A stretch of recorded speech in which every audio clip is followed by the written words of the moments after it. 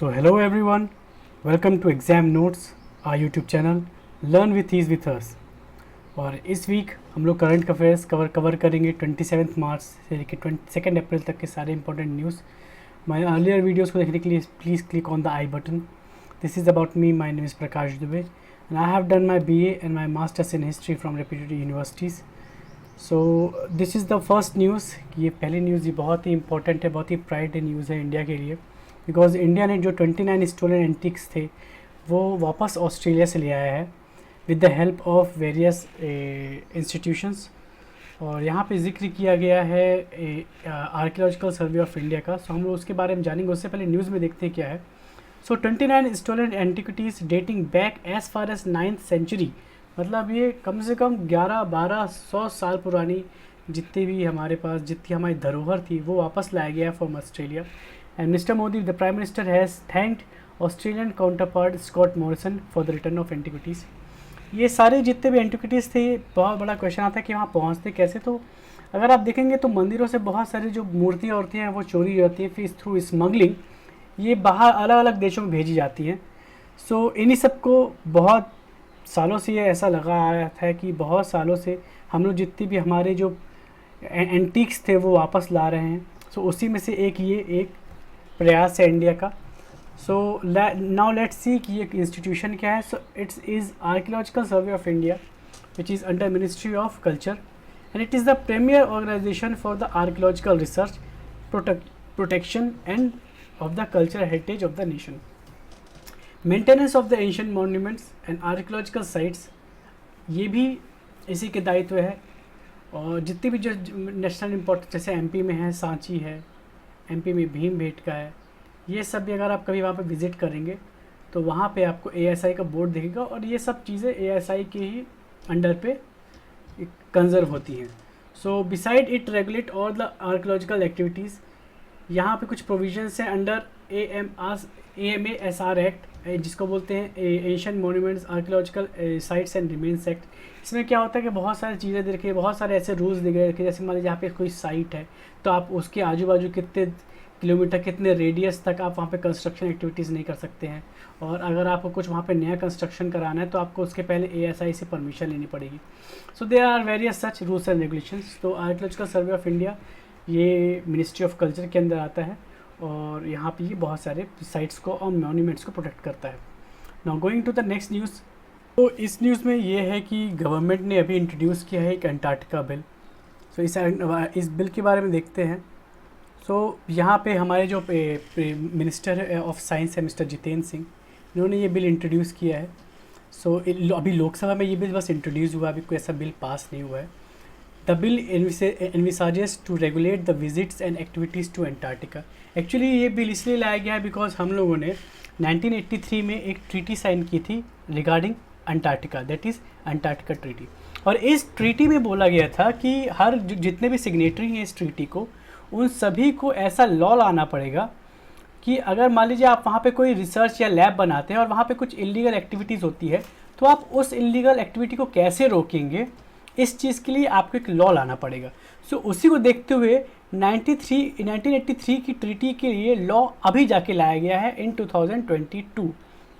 सो इसी को समझते हैं कि यहाँ पे जैसे मैं बताया कि it envisages regulating visits and activities to Antarctica as well as potential disputes that may arise among those present on the continent. मान लीजिए किन्हीं दो लोग बीच में लड़ाई हो जाती है, कुछ हो जाता है एंटार्क्टिका में, तो उससे रिलेटेड ये बिल है। सो बिल पेश किया गया है बाय मिस्टर जितेंद्र सिंह जो मिनिस्टर हैं साइंस के। And it prohibit Indian expedition to Antarctica और carrying certain activities in Antarctica without permit और return authorisation from the party. मतलब आप बिना वहाँ पे परमिशन लिए वहाँ पे कोई रिसर्च नहीं कर सकते, बिना वहाँ पे आप परमिशन लिए, बिना अथॉरिटी लिए आप वहाँ पे इनफैक्ट विजिट भी नहीं कर सकते। सो इन सब चीज़ के लिए यहाँ पे ये बिल बनाया गया है। As Antarctica is a no man's land, it isn't that India is making a law for a territory that it doesn't belong to it. यहाँ पे जो मिनिस्टर है उन्होंने साफ साफ क्लैरिफाई किया कि अंटार्कटिका किसी देश का नहीं है, किसी इंसान का नहीं है। तो वहाँ पे हम जैसे वहाँ पे हम किसी के लिए टेरिटरी के लिए वहाँ पे लॉ नहीं बना रहे हैं। जैसे अगर आप देखेंगे तो हम यहाँ पे पूरे भारत के लिए एक लॉ बनाते हैं, तो वहाँ पे हम ऐसा किसी टेरिटरी के लिए लॉ नहीं बना रहे हैं, वहाँ पे हमारी कोई ज़मीन नहीं है, वहाँ पे हमारा कोई हक नहीं है, बट वहाँ पे अगर कोई इलीगल चीज़ होती है तो हम उसको रोकने के लिए यहाँ पे ये लॉ ला रहे हैं। So this is a very important thing.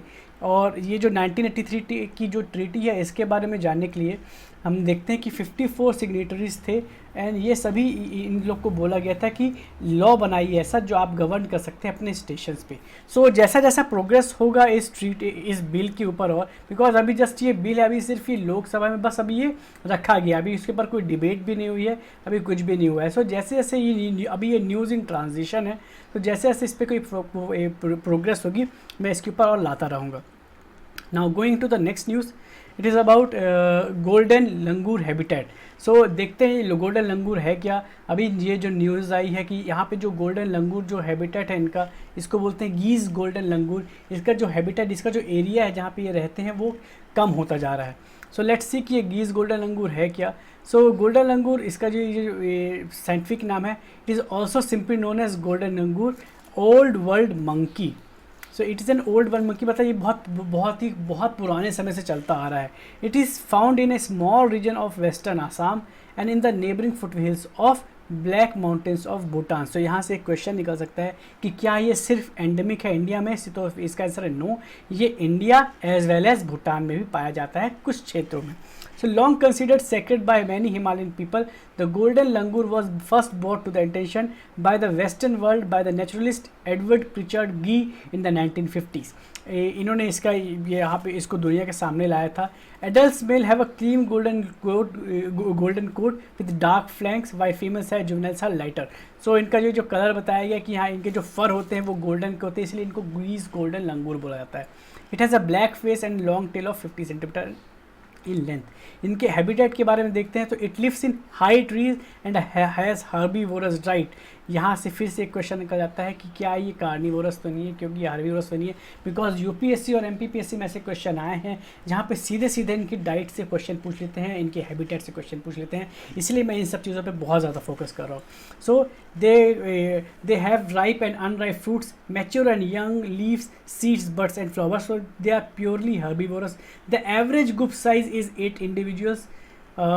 It is one of the most endangered primate species of Bhutan and India. So ये endangered कैटेगरी में आते हैं IUCN के, जिसको मैंने यहाँ पे मार्क भी कर रखा है। Again this becomes very important, very critical. So its habitat is bounded on the south by Brahmaputra river.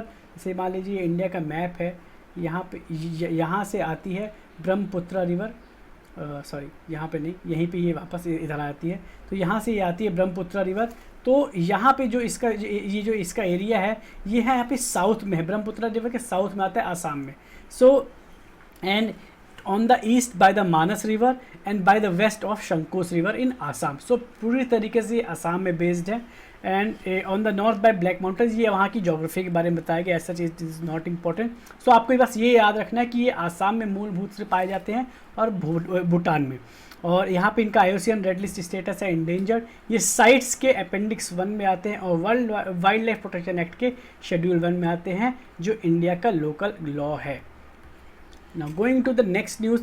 सो ये जो नेक्स्ट न्यूज़ है, it is about African technique use to translocate deer from Keoladeo. Actually बात ये हुई है कि कोयलादेव में जो टाइगर्स है इनके पास खाने की ही कमी पड़ गई है, मतलब जो उनका जो प्रे होता है, मेनली जो इनका प्रे डियर होते हैं, ये कोयलादेव में कम हो गए हैं। सो कोयलादेव के पास डियर को ले जाने के लिए इस अफ्रीकन टेक्निक, जिसका नाम है अफ्रीकाज बोमा टेक्निक, उसको यूज़ किया गया है, जो मुकुंदरा टाइगर हिल रिजर्व से डियर्स को वहाँ पे कोयलादेव में ट्रांसफ़र किया गया है। सो देखते हैं ये टेक्निक है क्या। So boma capturing technique which is popular in Africa involves luring of animals to an enclosure chasing them from a funnel like fencing. होता क्या है, मैं आपको अगर इजी वर्ड्स बताऊं तो मान लीजिए ये है मुकुंदरा टाइगर रिजर्व, तो यहाँ से अगर आपको कोयलादेव में कोई एनिमल को पहुँचाना है तो ये लोग यहाँ से ऐसे एक रास्ता बना देंगे फनल टाइप का। सो मान लीजिए ऐसे एक रास्ता बना देंगे। सो मान लीजिए पहले तो यहाँ पे ये बहुत ब्रॉड होगा, तो यहाँ से जो डियर है वो आ जाएगा, धीरे धीरे ये यहाँ पे पहुँच जाएगा। सो यही है इन शॉर्ट ये पूरी टेक्निक है। सो funnel tapers into a animal selection, जो it has been put to practice for in Rajasthan for the very first time। तो इसीलिए ये इम्पॉर्टेंट बन जाता है। तो अगर आपसे कोई एक नॉर्मल से क्वेश्चन पूछ ले कि अफ्रीकाज बोमा टेक्निक ये कहाँ के लिए यूज़ होती है, तो बहुत लोग इसको साइंस से कंफ्यूज कर सकते हैं, बट नहीं, इसका सिंपल सा आंसर है ये वाइल्ड लाइफ ट्रांसलोकेशन में यूज़ होती है। नाउ देखते हैं कि ये केवलादेव नेशनल पार्क है कहाँ। So Keoladeo Ghana national park, formerly known as Bharatpur bird sanctuary, is located in the state of Rajasthan. So ये राजस्थान में है and it is one of the important wintering areas for large number of aquatic birds. ये जो area है, इसका नाम पहले इसीलिए भारतपुर बर्ड सेंचुरी बना था। ये बहुत ज़्यादा इंपॉर्टेंट है फॉर बर्ड्स, जितने भी माइग्रेटरी बर्ड्स हैं विंटर्स के टाइम पे, ये बहुत सारे अफ्रीका से, जो सेंट्रल एशियन कंट्रीज से बहुत सारे बर्ड्स यहाँ पे आते हैं, यहाँ पे रहने के लिए माइग्रेट होते हैं, ब्रीडिंग करने के लिए। सो बहुत सारे, जैसे मैंने बताया कि अफगानिस्तान, तुर्कमेनिस्तान, साइबेरिया, चाइना, यहाँ सबसे आते हैं यहाँ पे रहने के लिए in the migrating season. So it is a UNESCO world heritage sites and also a Ramsar site. So ये रामसर साइट भी है और ये यूनेस्को वर्ल्ड हेरिटेज साइट भी है। And this becomes important because जो रामसर का एक मॉन्ट्रिक्स रिकॉर्ड है। मॉन्ट्रिक्स रिकॉर्ड क्या है कि जो और भी क्रिटिकल जो एरियाज़ हैं ऑफ रामसर, जैसे वहाँ पे बहुत ज़्यादा प्रॉब्लम आ रही है, तो उसको हम लोग फिर मॉन्ट्रिक्स रिकॉर्ड में डालते हैं। ऐसी 2 साइट है मॉन्ट्रिक्स रिकॉर्ड में इंडिया में, एक है केवलादेव, मैंने आपको अभी बताया, और दूसरी है लोकटक लेक ऑफ मणिपुर। सो ये 2 साइट्स हैं जो बहुत इंपॉर्टेंट है, जो बहुत ज़्यादा क्रिटिकल है, इसलिए इनको मॉन्ट्रिक्स रिकॉर्ड में डाला गया है। पहले एक और साइट थी, वो थी चिलिका, बट उसका इतना ज़्यादा प्रिजर्वेशन, इतना ज़्यादा कंजर्वेशन किया गया कि इसको अब मॉन्ट्रिक्स रिकॉर्ड से हटा दिया गया है। तो यही है, ये मॉन्ट्रिक्स रिकॉर्ड में है केवलादेव और लोकटक, इसीलिए इसको संरक्षण करना, इसका कंजर्वेशन करना बहुत इंपॉर्टेंट बन जाता है। Now going to the next news, it is about rhino population in Kaziranga. Rhino population, जो राइनोज़ हैं वो बहुत ज़्यादा मिलते हैं काजीरंगा में, जो है आसाम के स्टेट में। और मैंने इस पूरे नेशनल पार्क को बहुत अच्छे से कवर किया 20 फेब से 26 फेब के वीडियो में। सो उसकी लिंक आपको यहाँ पे आई बटन में मिल जाएगी, प्लीज़ इस वीडियो को देख लीजिएगा। और मैंने सारे आसाम के जितने भी वहाँ के नेशनल पार्क हैं उनको बहुत अच्छे से कवर किया है। Now going to the next news, यहाँ पे एक अमेरिकन मैथमेटिशियन है सुलिवन, उनको एबल प्राइज़ मिला है। सो ये पर्सन तो ऐसा इम्पॉर्टेंट नहीं है, बट एबल प्राइज़ क्या है हम लोग इसके बारे में देखते हैं। So the Abel prize has been named after Norwegian mathematicians Niels Henrik Abel, जो बहुत पहले रह चुके हैं। Awarded annually to outstanding mathematicians, ये जो मैथमेटिशियंस हैं जो आउटस्टैंडिंग वर्क करते हैं उनको मिलता है। इस साल मिला है प्रोफेसर डेनिस पी सोलिवियन को, और इस साल इनको इसलिए मिला है for his groundbreaking contribution to topology in the broadest sense in particular algebraic, geometric and dynamical aspects. ये इंपॉर्टेंट नहीं है, बस आप ये चीज़ याद रखिएगा कि मैनेज कहाँ से होता है। तो इसको Norwegian academy of science manage करती है, and it has been established by Norwegian government in 2002। And Abel prize दिया जाता है मैथमेटिक्स के लिए। ये सबसे ज़्यादा इंपॉर्टेंट है बिकॉज ये किसी भी जीके क्वेश्चन में पूछ सकते हैं। Going to the next news is about Artemis mission. So Artemis mission है क्या? सो इन शॉर्ट देखते हैं कि आर्टेमिस मिशन एक लूनर एक्सप्लोरेशन मिशन है, मतलब ये मून पे भेजा जाएगा by NASA. So this becomes important कि ये किसके द्वारा भेजा जा रहा है, ये नासा के द्वारा भेजा जा रहा है। और भी कौन कौन सी स्पेस एजेंसीज इसमें इन्वॉल्व है, तो इसको नोट डाउन कर लीजिएगा। कनाडा की स्पेस एजेंसी इन्वॉल्व है, Europe space agency is involve, and Japan aerospace exploration जिसको बोलते हैं जाक्सा। सो ये 3 प्लस नासा, ये चारों मिल के आर्टेमिस मिशन को नासा जो मून में जाएगा वहाँ पे इसको पहुँचाएंगे। ये जाएगा with the help of SLS rocket, जो सबसे ज़्यादा पावरफुल रॉकेट बोला जाता है, ये क्या बोलते हैं USA का, नासा का। So the space launch system rocket and the Orion capsule of the mission were heard to transport, मतलब ये चीज़ें वहाँ पे मून में जाएंगी। सो यहाँ पे इसका मिशन है क्या, NASA aims to contribute to scientific discovery, economic benefits and inspire new generation of exploration. जो हर एक साइंटिफिक मिशन का एम होता है, यही इसका एम है। ये हेल्प करेगा, ये जो एक्चुअली मिशन है ये हेल्प करेगा NASA aims to land humans on the moon by 2024। आपको लगेगा यार ये हम लोग नासा तो बहुत पहले भेज चुका है ह्यूमंस को, बट अगर आप ध्यान देंगे तो बहुत बड़ा गैप आ गया है। नासा ने बहुत सालों से, इनफैक्ट बहुत दशकों से कोई भी इंसान को मून पे नहीं भेजा है। सो ये अगेन एक चैलेंज बन गया है नासा के लिए कि ये कैसे लैंड करवाएगा ह्यूमंस को मून पर। सो ये जो इसका जो फ्यूचर है मैंने यहाँ पे लिख के रखा है कि ये इनकी जो बाद में एक और सेकेंड फ्लाइट जाएगी which will have crew on board and will test, जो इनका जो रॉकेट सिस्टम है उनको टेस्ट करेगा, और यहाँ पे ये जो यूटिलाइज करेंगे वहाँ वो मून की ज़मीन को towards further exploration on Mars. तो इनका मेन इंपॉर्टेंट जो मेन एम है फ्यूचर में वो यही है। अभी तो ये इसके अंदर कोई ह्यूमन बीइंग नहीं जा रहा है, बट इन फ्यूचर जब ये दोबारा लॉन्च होगा, आर्टेमिस 2 लॉन्च होगा, यहाँ पे लोग ह्यूमन को भेजेंगे और वहाँ पे ये लोग फर्दर एक्सप्लोरेशन करेंगे। सो आर्टेमिस मिशन है क्या, कौन लॉन्च कर रहा है? सो आर्टेमिस मिशन एक लूनर एक्सप्लोरेशन है और इसको नासा प्लस कनाडा, यूरोप और जापान की एरोस्पेस एजेंसीज फंड कर रही हैं, भेज रही हैं। Going to the next news is about BIMSTEC. So जो इस वीक में बहुत ज़्यादा बिम्स्टेक के ऊपर था कि बिम्स्टेक में क्या है, कौन कौन सी कंट्रीज़ पार्टिसिपेट कर रही हैं, क्या क्या एजेंडा चला है। सो लेट्स सी कि इस न्यूज़ में क्या था और ये बिम्स्टेक है क्या।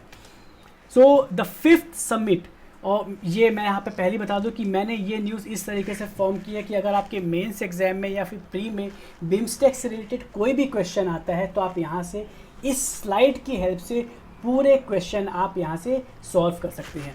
सो let's see the 5th edition of the summit, now 25-year-old bay of Bengal initiative for multi sector technical and economic corporation, जिसको बोलते हैं शॉर्ट में BIMSTEC, hosted by Sri Lanka, was held on Wednesday, मतलब on March 30 in a hybrid fashion। Hybrid fashion मतलब कि कुछ लोग इसमें ऑनलाइन थे थ्रू वीडियो कॉन्फ्रेंस और कुछ लोग यहाँ पे प्रेजेंट हुए थे। सो जो हमारे प्राइम मिनिस्टर मोदी, इन्होंने ऑनलाइन ये यहाँ पे इस फोरम को एड्रेस किया था, और यहाँ के जो हमारे जो foreign minister mister S Jaishankar, ये यहाँ पे कोलंबो जाके वहाँ पे प्रेजेंट हुए थे फिजिकली।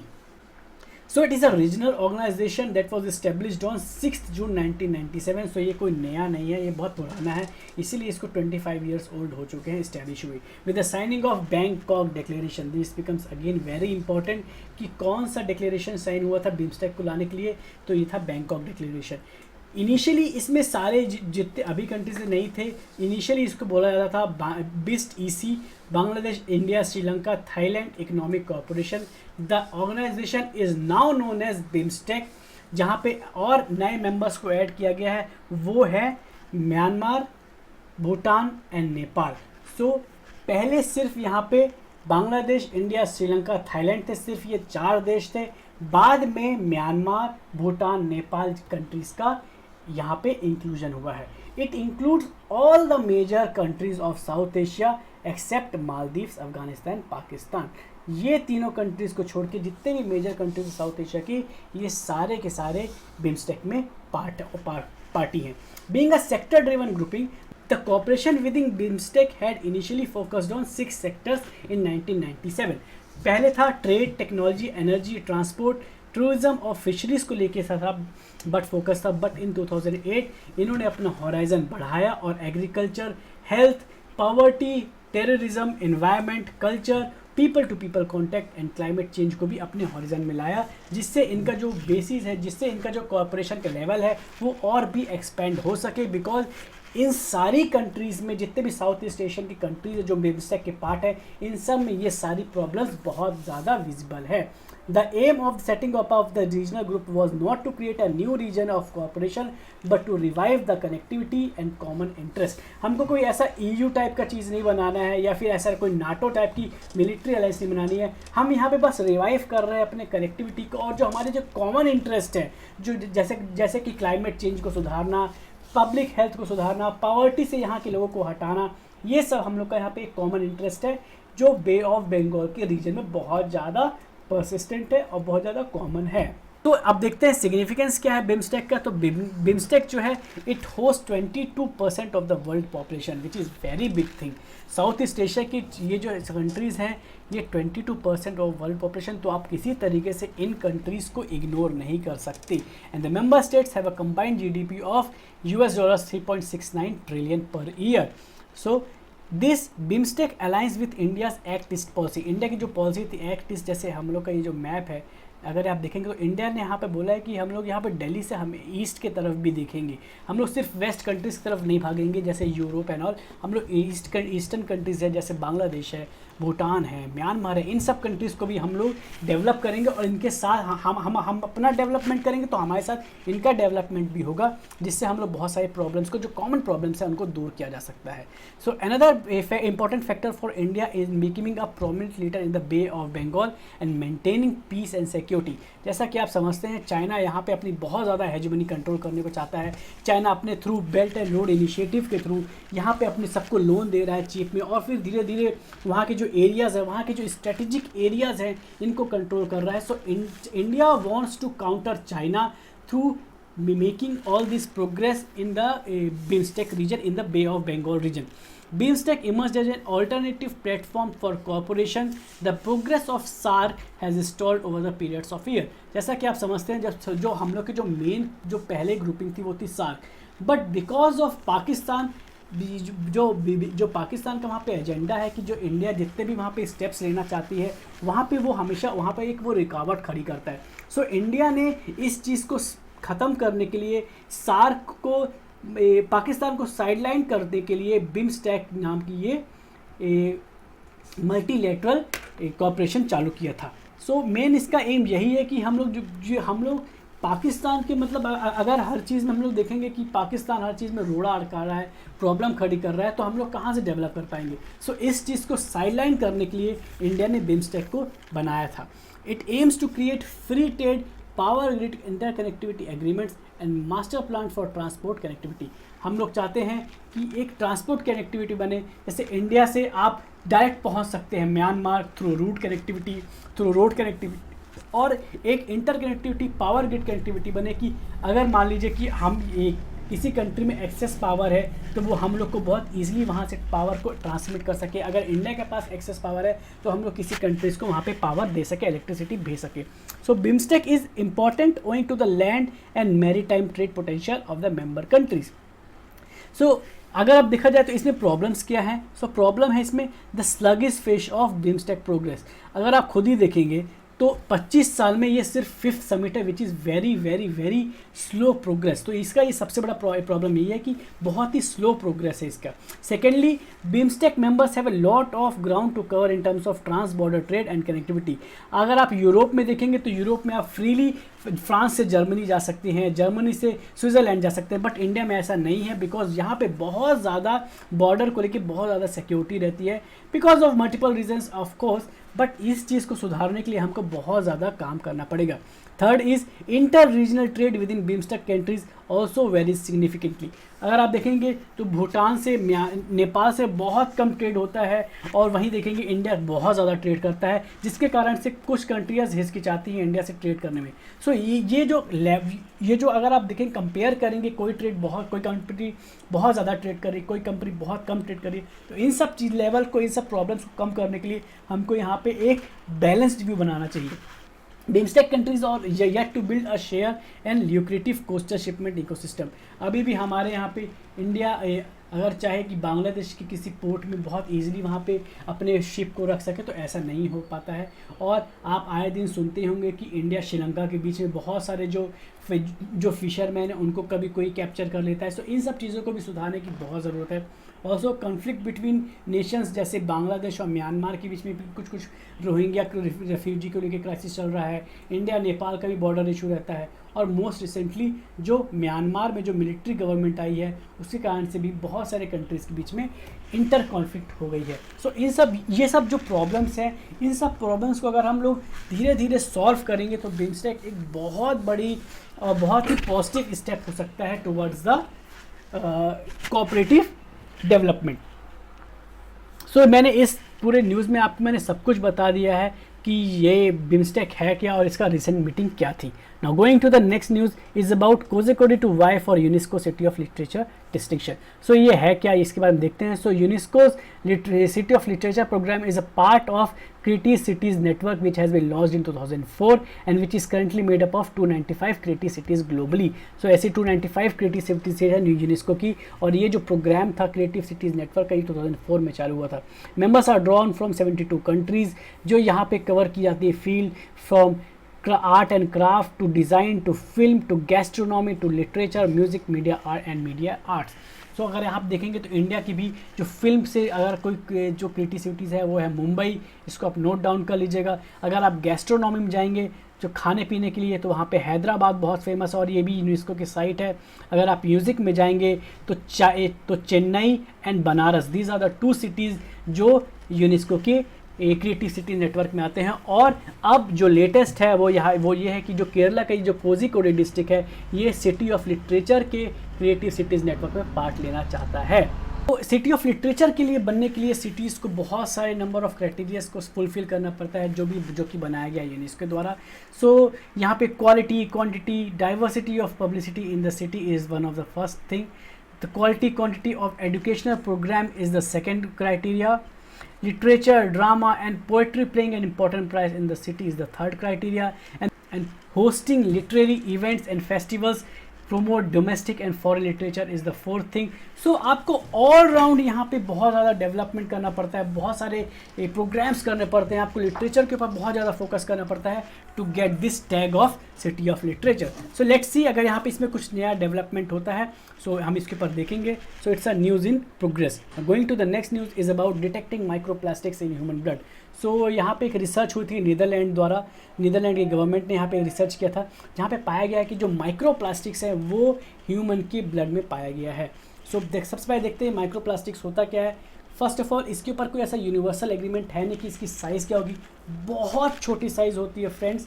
माइक्रोस्कोप्स के अंदर पे देखते हैं ये 1 माइक्रोमीटर से 5 मिलीमीटर के साइज़ के होते हैं. सो दे आर दैट माइन्यूट. तो यहाँ पे ये पाया गया है कि जो ह्यूमंस के ब्लड में है वहाँ पे ये माइक्रोप्लास्टिक्स पाए गए हैं. बट ये इस रिसर्च में ये क्लियर नहीं हुआ है कि क्या ये ब्लड स्ट्रीम में जाके किसी ऑर्गन को प्रॉब्लम कर सकते हैं कि नहीं कर सकते हैं. ऑब्वियसली अगर ये प्लास्टिक है तो कभी ना आपको आपकी हेल्थ के ऊपर ये अफेक्ट करेगा ही करेगा. बट ये बहुत बड़ी न्यूज़ है कि ये ह्यूमन ब्लड में भी आ गया है. बिकॉज मरीन जो एनिमल्स थे उनमें तो था ही बट अब ये ह्यूमन ब्लड में भी आ गया है. सो लेट्स सी कि ये कैसे हेल्थ को प्रॉब्लम करेगा. सो इस न्यूज़ में ये बताना था कि माइक्रोप्लास्टिक्स होते क्या हैं. So microplastics are very minute, 1 micrometre to 5 millimetre size. और यहाँ पे ये इनसॉल्युबल होते हैं वाटर में. ऑब्वियस सी बात है अगर प्लास्टिक है तो वो कैसे सॉल्युबल होगा. And it can take hundreds to thousands year to decompose depending on the type of plastic and where it has been dumped. So this is a very problematic thing of microplastic. Also some marine species जैसे बताया zooplankton has shown preferential ingestion of small particles making them easier to enter the food chain. Because human है, human फिर fish को खाता है और fish zooplankton को या फिर phytoplankton को खाते हैं. So ये in turn problematic होगा human beings के लिए. So the next news is from sports. जो यहाँ पे स्पोर्ट्स में मेरे को ये बताना था कि ये तो हम लोग को पता ही है कि Sania Mirza is a tennis player और Ankita Raina is also tennis player. But मेरे को ये बताना था कि ये जो बिली जॉन किंग कप है ये टेनिस से रिलेटेड है. So this is very important कि ये जो बिली जॉन किंग कप है ये कौन से टूर्नामेंट से कौन से स्पोर्ट से है. So this belongs to tennis. This is important. So and also यहाँ पे जो सिंधु है पीवी सिंधु ये बैडमिंटन प्लेयर है. इन्होंने स्विस ओपन जीता है अभी. So this is very very very important. इन्होंने हराया है थाईलैंड की बुसानान ओनग्रामब्रामफुन को. सो ये यहाँ पे हो जाता है इंपॉर्टेंट कि स्विस ओपन कौन जीता था. सो ये थी PV Sindhu badminton. So that's it friends. इस वीडियो में हम लोगों ने बिम्स्टेक के बारे में पढ़ा. हम लोगों ने जो गोल्डन लंगूर है उसके बारे में बहुत चीज़ देखा. बिम्स्टेक के बारे में मैंने आपको पूरी तरीके से उसकी हिस्ट्री, उसका जो प्रॉब्लम्स है ये सब मैंने समझा दिया है. और इसके बाद हम लोगों ने आर्टेमिस मिशन के बारे में देखा, माइक्रोप्लास्टिक्स के बारे में देखा और बहुत सारी मिसलेनियस न्यूज़ भी हम लोगों ने यहाँ पे कवर की। So please friends, please like our video, please comment on it and please share it with your friends and subscribe to our channel exam notes for the upcoming videos on current affairs and other subjects. Thank you friends, thank you.